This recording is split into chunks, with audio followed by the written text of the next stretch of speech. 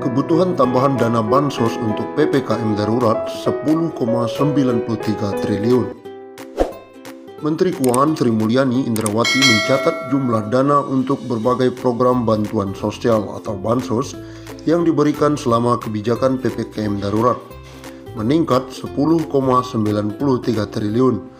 Itu berasal dari anggaran tambahan untuk perpanjangan program bansos tunai, bantuan beras bulog hingga perpanjangan diskon listrik. Secara rinci ia mengatakan dana tambahan itu digunakan untuk program bansos tunai kepada 10 juta keluarga penerima manfaat. Nilai dana tambahannya mencapai 6,1 triliun.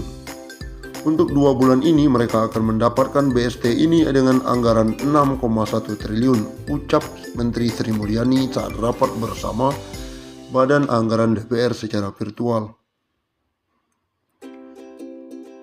Ani mencatat realisasi penggunaan anggaran bansos tunai telah mencapai 11,9 triliun pada semester 1 2021.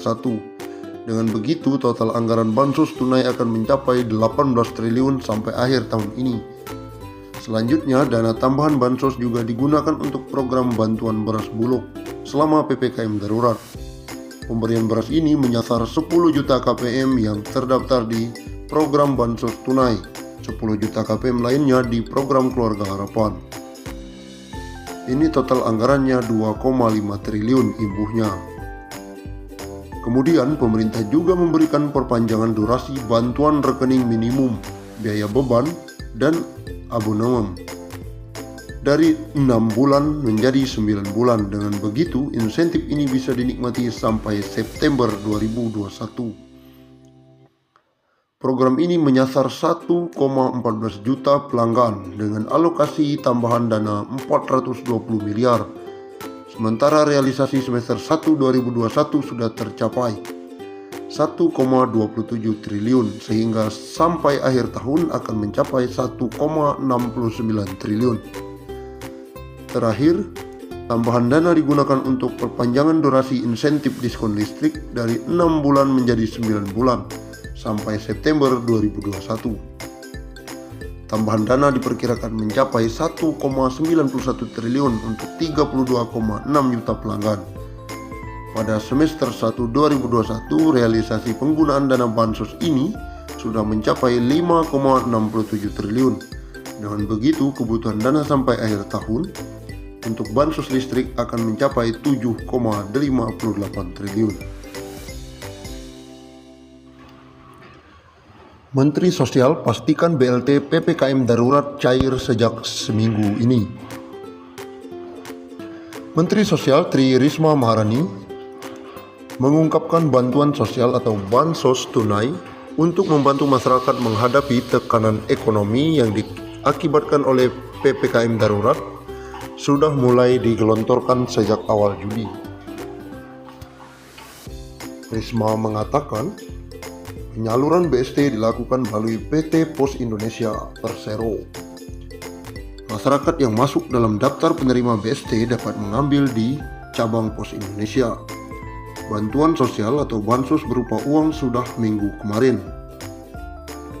Sebelumnya, Risma menjelaskan pemerintah kembali menyalurkan bantuan tunai sebesar Rp300.000. Hal ini seiring penerapan PPKM darurat yang dilaksanakan pemerintah dalam rangka menekan penyebaran corona pada 3 Juli hingga 20 Juli 2021. Pemberian bansos ini merupakan program lanjutan yang sebelumnya sempat dihentikan pada April 2021 lalu. Pemerintah memberikan bansos untuk periode Mei dan Juni, sehingga dana yang diterima masyarakat mencapai 600.000 per penerima. Selain itu, bantuan sosial tunai untuk meringankan beban masyarakat, pemerintah juga memberikan bansos lain berupa bantuan pangan non-tunai atau BPNT ke 18,8 juta penerima dan program Keluarga Harapan 10 juta penerima. Lalu pemerintah akan menambah jenis bantuan berupa beras dengan kemasan 5 kilo dan 10 kilo. Risma menyebut penyaluran beras akan dilakukan oleh Perum Bulog. Nanti Bulog akan membagi alamatnya sesuai dengan data mereka, nanti langsung ke penerima dan bermanfaat.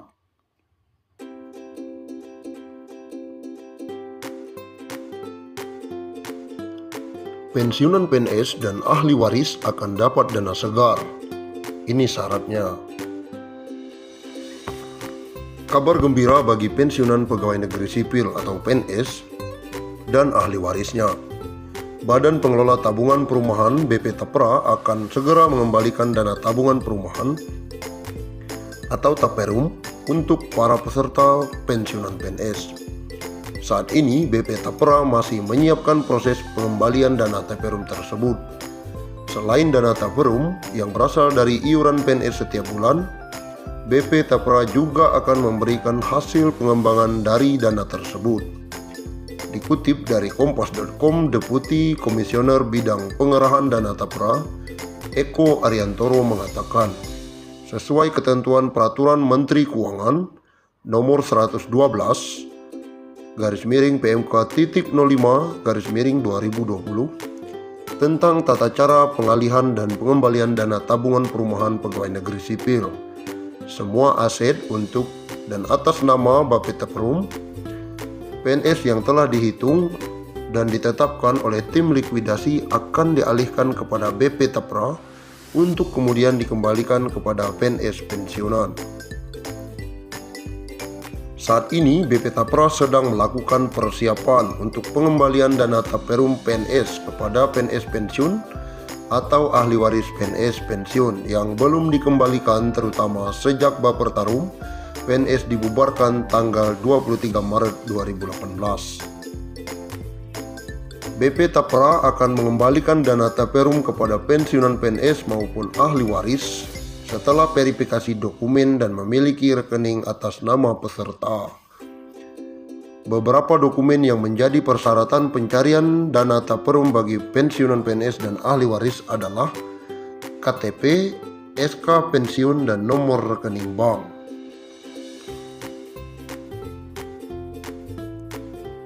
Meskipun belum dapat dipastikan kapan dana tersebut akan dicairkan, Eko menyebutkan PNS pensiun tidak perlu datang ke kantor BP Tapra untuk proses pencairan.